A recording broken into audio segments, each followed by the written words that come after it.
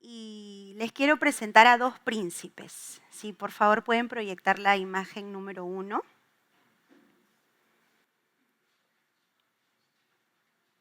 Ahí están. El príncipe 1 y el príncipe 2 por ahora. Miren al príncipe 1. Él se levantaba temprano, es decir, no era ocioso. Se situaba junto al camino de la puerta de la ciudad y sucedía que la gente del país que tenía un pleito, un problema con otra persona del pueblo, venía al rey para que el rey los ayude en juicio. Pero el príncipe se les acercaba y amablemente les preguntaba de dónde y por qué motivo venían a juicio con el rey, que era su padre, y les decía, cuando ellos le contaban, ¿no?, el problema que tenían: mira, yo veo que tu causa es buena, es lo justo, pero nadie acá te va a escuchar de parte del rey. Deberían nombrarme a mí como juez. Si así fuera, todo hombre que tuviera pleito o causa alguna podría venir a mí y yo sí le haría justicia. Y ese es el primer príncipe. Y el príncipe 2, el que está de rodillas, es un príncipe que tuvo que asumir el reinado tras la muerte de su padre, el rey, y este príncipe le está diciendo a Dios, ahí en esta imagen: Señor Dios mío, tú me has hecho a mí tu siervo rey en lugar de mi padre, a pesar que yo soy muy joven y no sé ni cómo entrar ni cómo salir. Yo, tu siervo, estoy ahora en medio de tu pueblo, el pueblo que tú escogiste, un pueblo inmenso que no se puede enumerar ni contar por su multitud. Dame, Señor, dame, Dios mío, un corazón con entendimiento para juzgar a tu pueblo y para discernir entre el bien y el mal. Pues ¿quién sería capaz de juzgar a este pueblo tuyo tan grande? Esos son los dos príncipes que les quería presentar. ¿A cuál de los dos preferirían tener como rey, como gobernante? ¿Al primero, con toda su jactancia, su confianza en sí mismo, ambicioso, oportunista, orgulloso, desleal, creyéndose equipado, justo, listo? ¿O al segundo, que acudió a Dios por sabiduría, sintiéndose incapaz de una misión tan grande, de una responsabilidad tan grande? ¿No? Yo creo que al segundo, ¿no? Yo preferiría tener al segundo como el rey de mi nación, como el gobernante de mi pueblo, ¿no? Pero ahora la pregunta no es qué rey te gustaría tener, sino con cuál príncipe te identificas, a cuál te pareces más. El apóstol Pablo escribió una carta a la iglesia de Roma. Esta iglesia contaba con miembros judíos convertidos al cristianismo y también con muchos romanos convertidos al cristianismo, es decir, los gentiles. Y sucedía que la iglesia de Roma estaba dividida, porque los miembros judíos se jactaban de sus costumbres y tradiciones religiosas y los miembros romanos se jactaban de que pertenecían al gran imperio romano, ¿no? Ese era su orgullo. Entonces Pablo les dice en Romanos 12, 1 y 2, así que, hermanos, os ruego, y eso yo lo tengo subrayado, porque Pablo les está rogando, por las misericordias de Dios, que presentéis vuestros cuerpos en sacrificio vivo, santo, agradable a Dios, que es vuestro culto racional. No os conforméis a este siglo, sino transformaos por medio de la renovación de vuestro entendimiento, para que comprobéis cuál sea la buena voluntad de Dios, agradable y perfecta. Y como les dije, yo tengo recalcado, os ruego, porque Pablo les está rogando, les está suplicando, como hemos leído, y esta palabra es también para nosotros el día de hoy. Pablo está hablando a la voluntad de la persona, está haciendo un ruego a la voluntad de la persona y está llamando a hacer una elección en cuanto a la forma en la que vivimos para Dios. Pablo nos ruega que presentemos nuestros cuerpos en sacrificio vivo. Se refiere a todo nuestro ser completo. Debemos tener cuidado de creer que solo con ciertas obras, con ciertas cosas que hacemos, es suficiente. Dios quiere que seamos un sacrificio vivo, santo y agradable a Él. Para ello, no podemos conformarnos al sistema de este mundo, porque no somos de este mundo, ¿no es cierto? El mundo va a tratar de conformarnos a su patrón de pecado, pero nosotros debemos resistir y debemos tomar esa elección y Dios nos va a ayudar a resistir.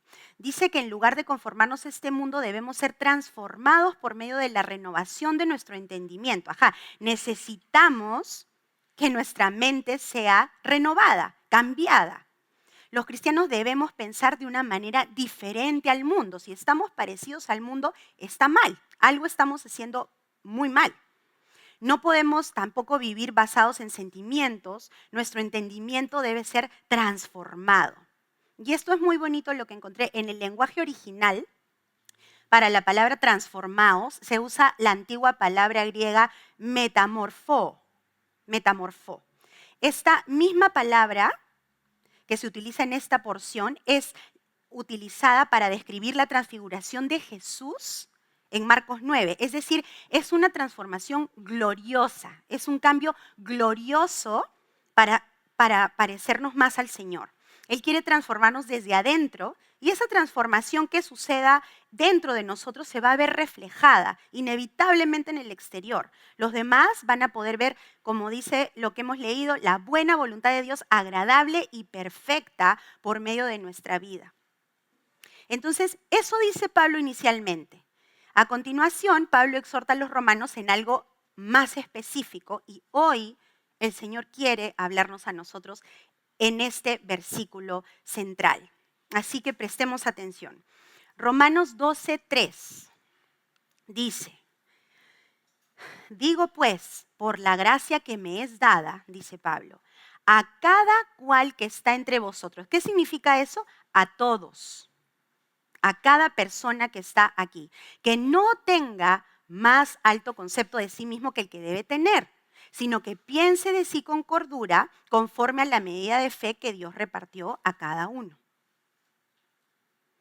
Entonces, ahora que ya vimos lo que Pablo le dice a la iglesia de los romanos y el Señor nos dice a nosotros hoy, vamos a regresar a los príncipes, así que por favor proyectemos la imagen número 2.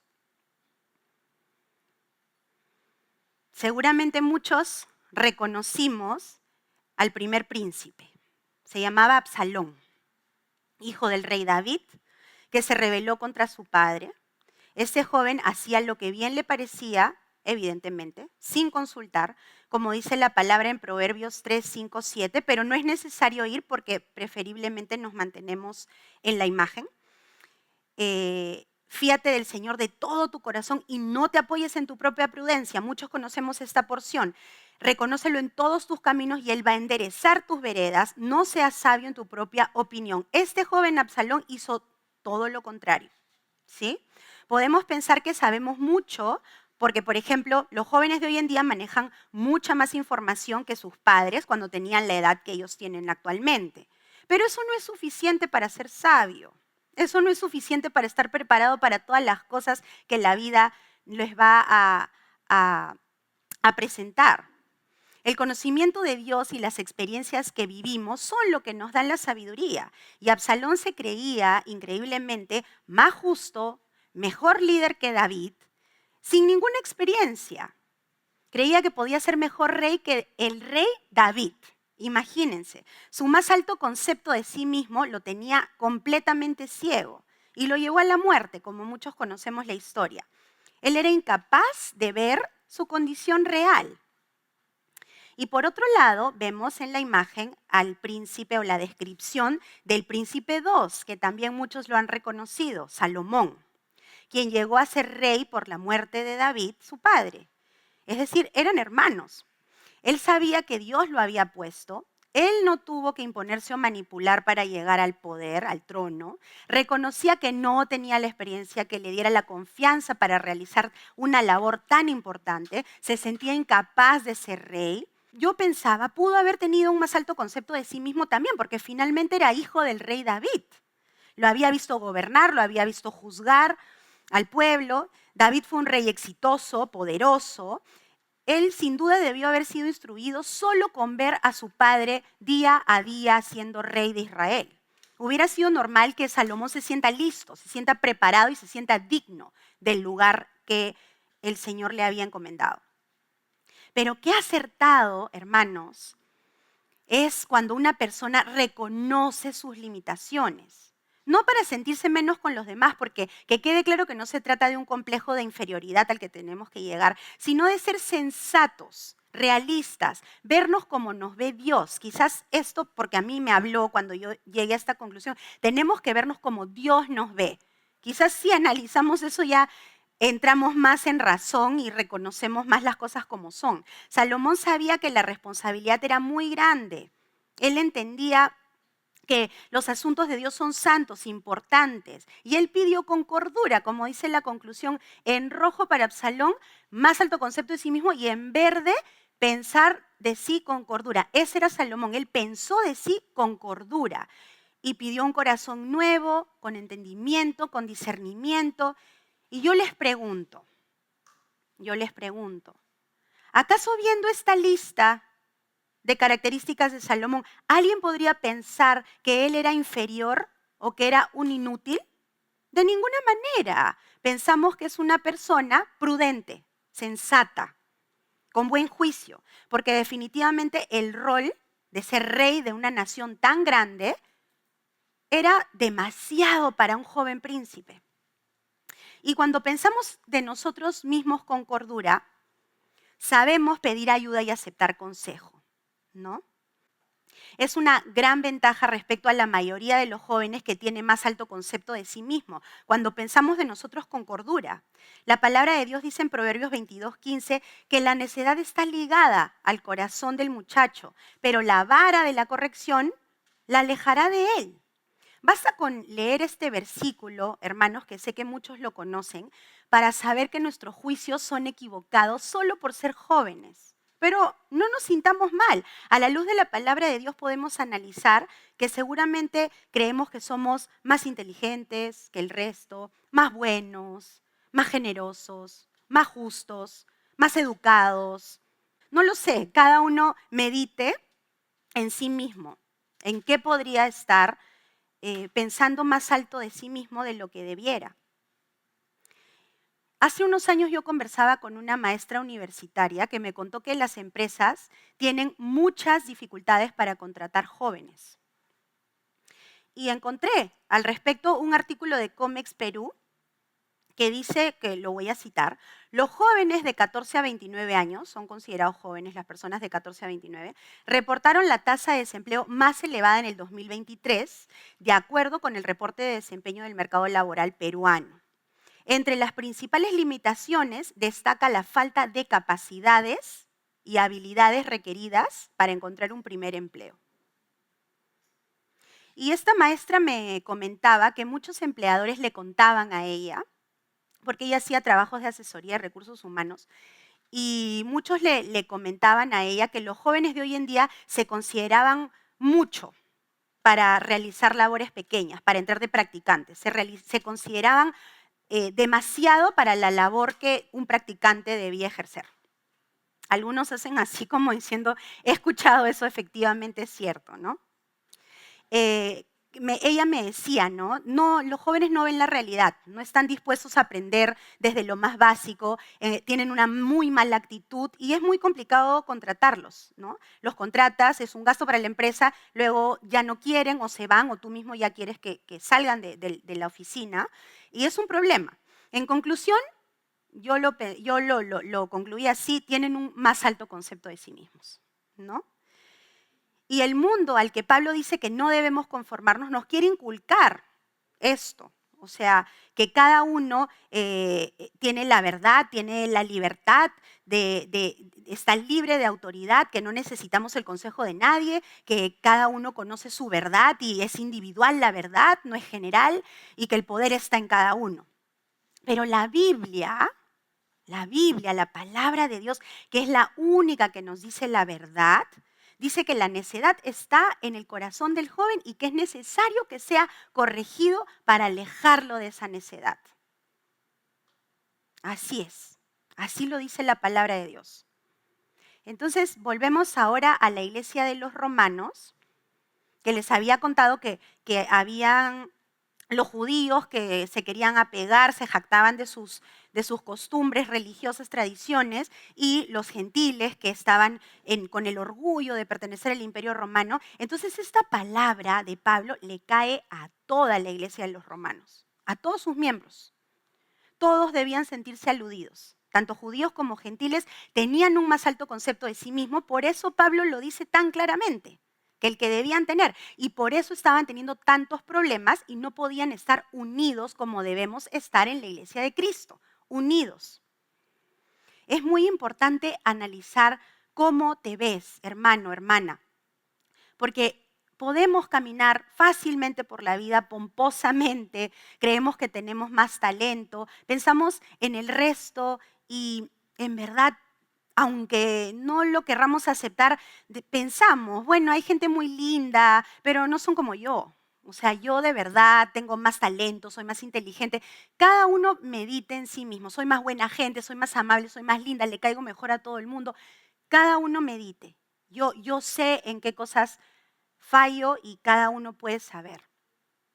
Y recordemos lo que dice Santiago 4:6. Dice, Dios resiste a los soberbios y da gracia a los humildes. Dios resiste al orgulloso, pero levanta a los humildes. Dios ama a los humildes. Su contentamiento está con el humilde. Por eso le agradó la oración de Salomón y lo equipó haciéndolo sabio para reinar, juzgar y además le añadió muchísimos beneficios, muchísimos beneficios. Pablo, como les dije, no nos aconseja tener un complejo de inferioridad. Lo que él nos dice es que veamos la verdad en cuanto a nosotros mismos. En cuanto a nosotros mismos, pensemos en esto, porque cuando nos vemos a nosotros mismos como en realidad somos, o como Jesús nos está viendo, que es el único que ve verdaderamente cómo somos, es imposible enorgullecernos de algo. Si yo voy a la presencia de Dios y lo busco y medito en mis caminos, es imposible sentirme orgullosa de quien soy. A la luz de la presencia del Señor, a la luz de su palabra, no es posible sentirme orgullosa de cómo soy, de mis pecados, de mis defectos. Ninguna persona debe pensar de sí mismo que es mejor de lo que Dios lo ha hecho. También eso yo meditaba. Dios me ha hecho de una forma. Y su palabra me dice que estoy fallando aquí, aquí, aquí, y que me creo más de lo que debiera en este aspecto, en este aspecto. Dios me ha hecho así. ¿Cómo yo voy a creer que soy mejor de lo que el Señor me ha hecho? Además, todos debemos tener claro que cualquier cosa buena que seamos o tengamos, ¿de quién viene? Es Jesús, el que nos ha dado cada talento, el que nos ha dado cada don, cada habilidad. Él pone el querer y el hacer. Es Jesús. Por lo tanto, a Él le pertenece toda la gloria y toda la honra y todo el poder, y no le pertenece la gloria al que ha recibido el favor, que somos cada uno de nosotros. Amén. Pablo nos exhorta a pensar con cordura, con buen juicio, con sobriedad. En el griego original, la palabra cordura significa, miren, pensar con sensibilidad, razonamiento y realismo. Debemos reconocer nuestras limitaciones como lo hizo Salomón. Y así Dios va a poder hacer su obra. ¿No creen? ¿Cómo va a poder hacer Dios la obra en alguien que se cree bueno cuando no lo es? Generoso cuando no lo es. Amable cuando no lo es. Él no puede hacer la obra en alguien que ya es bueno, ¿no es cierto? Y solo debe preocuparnos cómo nos ve el Señor, porque a veces el concepto que tenemos de nosotros mismos depende de cómo nos ven los demás. Pero, como ya hemos dicho, Dios es el único que ve realmente cómo somos. Al hombre le podemos engañar, Pero a Dios es imposible engañar. Él ve el corazón, lo más profundo de tu ser, de tu mente y de tu corazón. Y conocemos al personaje Naamán, que era general del ejército de Siria, y el rey al general de su ejército, que era muy exitoso en guerra, lo tenía en gran estima. Pero un día a Naamán le dio lepra y le aconsejaron que vaya a ver al profeta Eliseo para hallar un milagro de sanación. Y cuando llegó a la casa de Eliseo, el profeta envió a su mensajero para que le diga a Naamán: ve y lávate 7 veces en el Jordán y tu carne se restaurará y vas a ser limpio. Pero como Naamán se creía tan importante, una persona tan digna de honores, este trato lo humilló y le molestó muchísimo. Y vamos a ver cómo reacciona él en Segunda de Reyes 5:11 y 12. Dice: Naamán se fue enojado, diciendo: he aquí yo decía para mí, ¿no? O sea, yo pensaba, saldrá él luego y estando en pie, invocará el nombre de Jehová su Dios, y alzará su mano y tocará el lugar y sanará la lepra. Pero Abana y Farfar, ríos de Damasco, ¿no son mejores que todas las aguas de Israel? Si me lavare en ellos, ¿no seré también limpio? Y se volvió y se fue enojado. Se fue molesto, le habían herido en el orgullo. ¿No somos así nosotros también? Creemos que debemos recibir cierto trato, o paciencia, o consideración. Y si no lo recibimos, nos molestamos, nos resentimos. Pero vuelvo a lo mismo, debemos vernos como Jesús nos ve y no como el hombre nos ve. Porque a Jesús es imposible que lo engañemos. Naamán pudo perder la oportunidad de ser sanado por su orgullo, por su alto concepto de sí mismo, pero felizmente uno de sus criados le insistió que haga lo que Eliseo le había aconsejado, lo hizo y fue sanado. Y ahora volvemos a Romanos 12. Inmediatamente después de lo que hemos leído, del versículo principal que es Romanos 12:3, en el versículo 4, Pablo nos da una estrategia para pensar con cordura y sobriedad. Dice Romanos 12:4 y 5. Porque de la manera que en un cuerpo tenemos muchos miembros, nuestros brazos, nuestras piernas, nuestros ojos, nuestros oídos, pero no todos los miembros tienen la misma función, así nosotros, siendo muchos, somos un cuerpo en Cristo y todos miembros los unos de los otros. Pablo ahora habla del cuerpo de Cristo y de sus muchos miembros. Todos somos diferentes, ¿no es cierto? Y por lo tanto tenemos diferentes dones, habilidades, funciones, características, personalidades. Pero todos coincidimos en que fuimos puestos en este cuerpo. Amén. ¿Y quién es la cabeza? Jesús. Dios es la cabeza de nuestra iglesia y nosotros somos el cuerpo. ¿Qué cosa está en la cabeza? En la cabeza está la dirección, voluntad, la orden, la inteligencia, la sabiduría. Ese es Cristo. Mi brazo no es inteligente por sí solo, ¿no es cierto? Mi brazo obedece al cerebro, la cabeza, que le da la indicación para hacer lo que tenga que hacer. Si yo quiero recoger un objeto con mi mano, mi cerebro, la cabeza, le da la instrucción a mi mano. Pero también necesito mis ojos para ver al objeto que necesito recoger, para cumplir con la tarea que mi brazo quiere hacer, mi mano quiere hacer. Necesito también mis ojos, ¿no es cierto? Entonces, así nos ilustra Pablo para pensar sobriamente en nuestros juicios. Hay talentos, dones, habilidades y debemos pensar sobriamente acerca de nosotros mismos y recordar que nos necesitamos como cuerpo de Cristo. Tú necesitas al resto del cuerpo y ellos te necesitan a ti. Así como mi mano necesita de mis ojos para recoger el objeto que tengo que recoger. Pero sobre todo que la cabeza dirige a mis ojos y dirige a mis manos como Cristo nos dirige a todos nosotros y nos hace cumplir a cada uno la función que debemos cumplir. Cada uno es importante, pero nadie es todo. Cuando un equipo de cualquier disciplina deportiva gana un partido, ¿habrá algún integrante que dice gané? No, ¿no es cierto? ¿Qué cosa dicen todos los integrantes? Ganamos, dicen todos los integrantes. Nadie dice gané, porque el triunfo es de todos. ¿Sí? Así debemos apreciarnos los unos a los otros y así es fácil, viéndolo de esa forma como Pablo inmediatamente nos dice en el versículo 4, es fácil darnos cuenta que no tenemos que creernos más de lo que somos, porque todos somos importantes.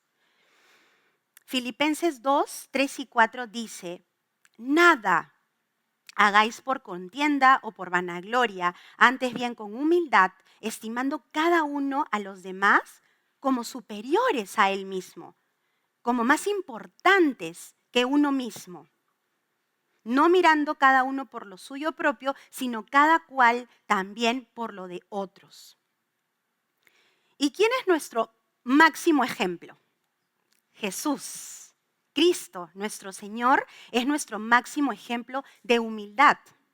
Necesitamos parecernos más a Jesús, que desde que nació en esta tierra, vino a esta tierra, tuvo un nacimiento humilde, ¿no es cierto? Él era Dios pudiendo haber elegido cualquier lugar del mundo, cualquier palacio, cualquier situación gloriosa. Fue glorioso, pero fue Dios mismo naciendo en un pesebre rodeado de animalitos. Eso hizo Dios desde que vino a esta tierra para mostrarte a ti y a mí que lo que quiere es que seas humilde, porque si lo vas a imitar, vas a tener que ser humilde, porque es lo que Él nos enseñó a hacer. Y Él lo dice en Mateo 11:29, llevad mi yugo sobre vosotros y aprended de mí, que soy manso y humilde de corazón, y hallaréis descanso para vuestras almas. ¿Qué beneficio, hermanos amados, encuentran los humildes de corazón? No los que aparentan humildad, sino los que realmente son humildes. Los que no tienen un más alto concepto de sí mismos, sino que piensan de sí con cordura. Hayan descanso, el descanso que todos, grandes, chicos, medianos, todos quisiéramos tener, esa paz, ese descanso que todos necesitamos, ese descanso que quita toda depresión y toda ansiedad, la encuentran los mansos y humildes porque imitan a Cristo, como Cristo nos dice, como acabamos de leer, aprended de mí, imitadme a mí, ser como yo. Quisiera que leamos juntos, con atención, la siguiente porción. Lucas 18, del versículo 9 al 14. Miren cómo empieza esta porción. Dice, a unos que confiaban en sí mismos como justos. A unos que confiaban en sí mismos como justos. En otras palabras, a los que tenían un más alto concepto de sí mismos, ¿no? Y menospreciaban a los otros, porque evidentemente cuando tú te crees más de lo que debes creerte, estás menospreciando a los demás. Les dijo esta parábola. Así que humillémonos, hermanos, para recibir esta parábola, porque Dios nos la está diciendo hoy a nosotros. 2 hombres subieron al templo a orar. Uno era fariseo y el otro publicano. El fariseo, puesto en pie, oraba consigo mismo de esta manera. Dios, te doy gracias porque no soy como los otros hombres, ladrones, injustos, adúlteros, ni aún como este publicano. Qué tal menosprecio, ¿no? Ayuno 2 veces a la semana, doy diezmos de todo lo que gano. Así pensaba él, así veía Dios ese corazón, hablando esas cosas. Versículo 13. Mas el publicano, estando lejos, no quería ni aún alzar los ojos al cielo, sino que se golpeaba el pecho diciendo: Dios, sé propicio a mí, un pecador. ¿Y qué dijo el Señor? Os digo que éste descendió a su casa justificado antes que el otro, antes que el primero, porque cualquiera que se enaltece será humillado, y el que se humilla será enaltecido. Yo, hermanos, hoy, lo digo de corazón, quisiera descender a mi casa justificada. Quisiera descender a mi casa perdonada y restaurada. Quisiera que el Señor me limpie de mi más alto concepto de mí misma, porque yo no quiero que Él me mire de lejos, sino que me escuche, que atienda mis súplicas y que me dé descanso. Quiero sentir vergüenza y un arrepentimiento honesto, genuino, de corazón ante mi Dios por haber creído de mí algo que no era cierto. ¡Qué vergüenza delante de Dios creer de mí algo que no es cierto! Algo que Dios no cree de mí, algo que Dios no ve en mí. Pablo dice, tenemos este tesoro, el de la fe, en vasos de barro para que la excelencia del poder de Dios y no de nosotros sea de Dios. La excelencia del poder sea de Dios. Somos barro. ¿Qué cosa es barro, hermanos? Si tenemos ahorita en las manos una vasija de barro, es nada. Es nada. Se cae al suelo, se hace nada. Es nada.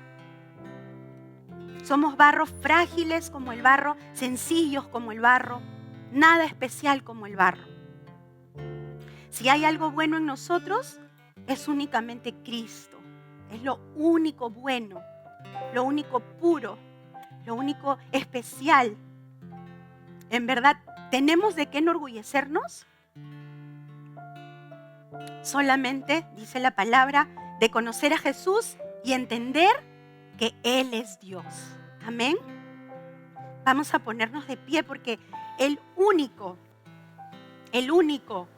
que tiene el poder para limpiarnos de ese más alto concepto tan equivocado que nos está haciendo ciegos, que nos está haciendo daño, es Jesús.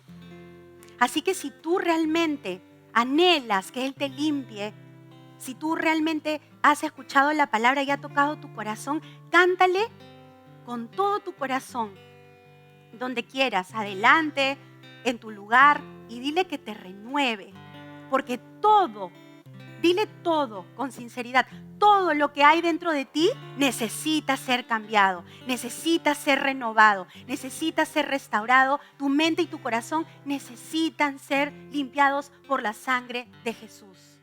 Amén.